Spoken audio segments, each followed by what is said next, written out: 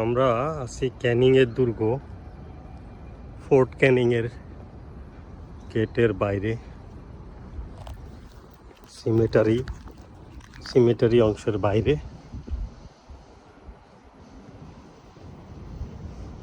এই যে এখানে আছে ইতিহাস।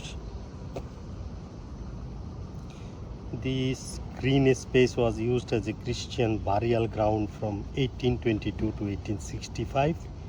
The entrance to the cemetery are marked by gateways designed by Captain Charles Edward Faber, who was superintending engineer in Singapore from 1844 to 1850. These gateways are some of the oldest examples of Gothic revivals style architecture in Singapore. Over 600 people were buried here. A third of them Chinese Christian. Cemetery filled up and was closed to further burials in 1865. So 1970 সালে এই গ্রেভস্টোনগুলোকে সরে আনা হয়েছে। 200-এর চাইতে বেশি, 200-র বেশি গ্রেভস্টোনকে তারা স্থানান্তর করেছে। তো মোটামুটি ইংরেজিতে যা বলা হয়েছে,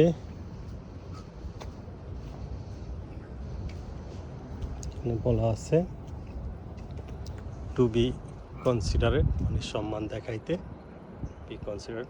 এগুলো গ্রেভস্টোনগুলা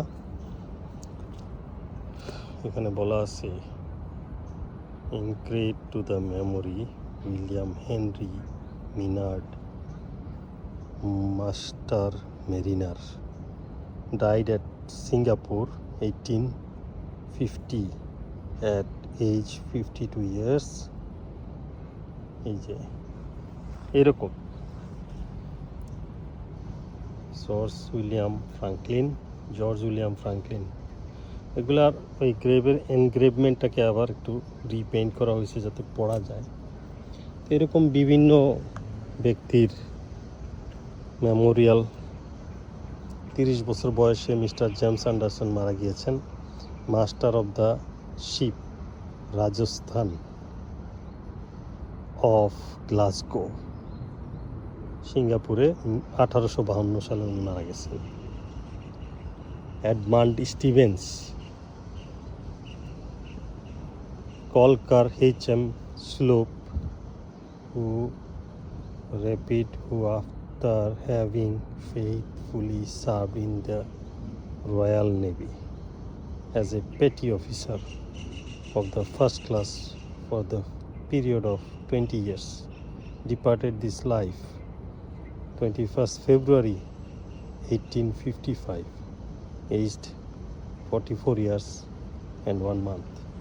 এরকম অসংখ্য মেমোরি আছে। আমি যদি সিঁড়ি দিয়ে যাই, একটার পর একটা পড়তে পারা যাবে। খুবই ইন্টারেস্টিং।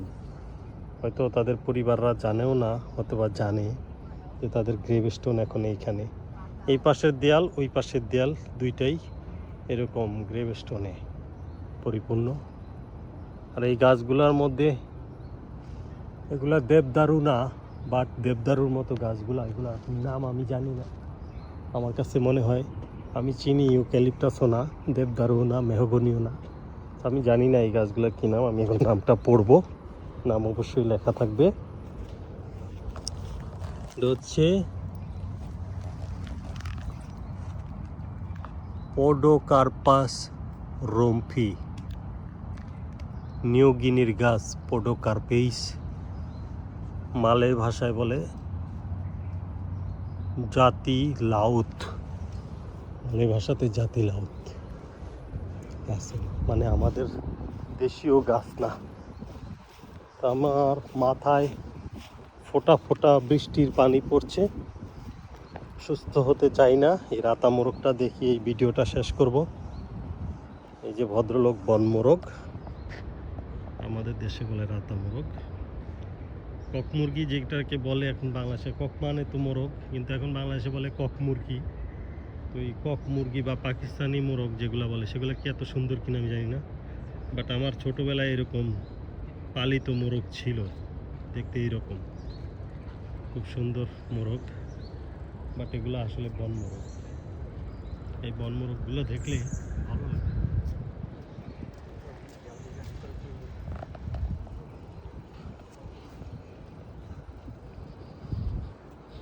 ওই পাশে আছে মশলার বাগান।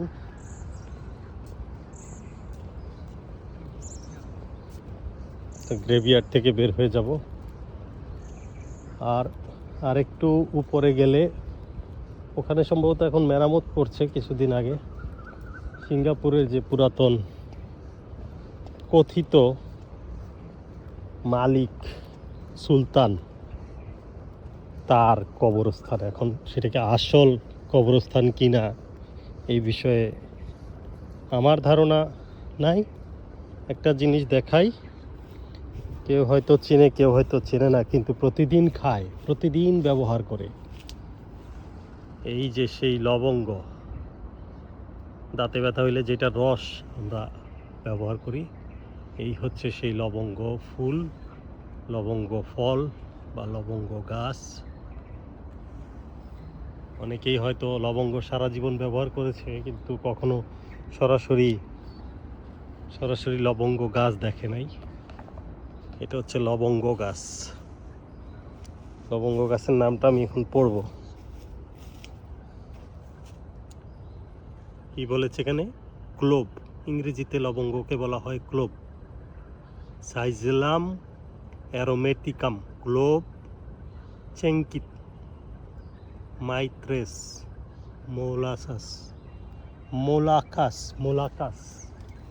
মেলাক্কার সাথে পরিচিত মোলাসাস।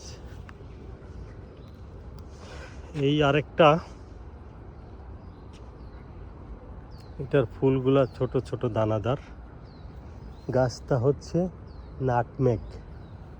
নাটমেগ, যেটাকে আমরা জয়ফল বলি। এটাতে ফল পাকা নাই, কিন্তু এটার মধ্যে প্রচুর ফল আছে পাকা বা বড়। এই যে নাটমেগ, আমার বাসার কাছেও আছে কিছু। এটা হচ্ছে জয়ফল। আমি খেয়েও দেখছি, একটু মশলাদার, ঝাঁঝালো, টক, চামড়াটা এই দুইটাই, কয়টা সবই এগুলা নাটমেগ, যেটা থেকে আসে জয়ফল এবং জয়ত্রিক। আর মিস্টার মশলার রাজা দারচিনি,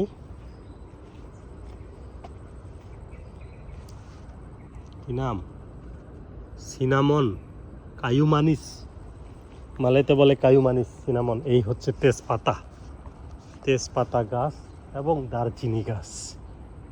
এই তেজপাতা আর এই দারচিনি আর এই লবঙ্গ আর এই জয়ফল জয়ত্রিক নিয়ে 300 বছর ইউরোপিয়ানরা লুটতরাজ বাণিজ্যের জন্য এশিয়াতে মারামারি করে দখলদারি করে গেছে।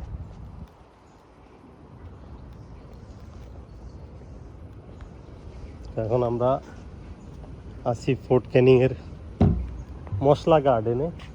যদিও মশলার কয়েকটা স্যাম্পল গাছ এইমাত্র দেখলাম। ফোর্টের গেটের ম্যাপ দেওয়া আছে এখানে। আমি তো ম্যাপ দেখে চলি না। তো যাই হোক, এই ভিডিওটা এখানেই সমাপ্ত করে দিব। পরবর্তীতে অন্য ভিডিওতে অন্য কিছু দেখব।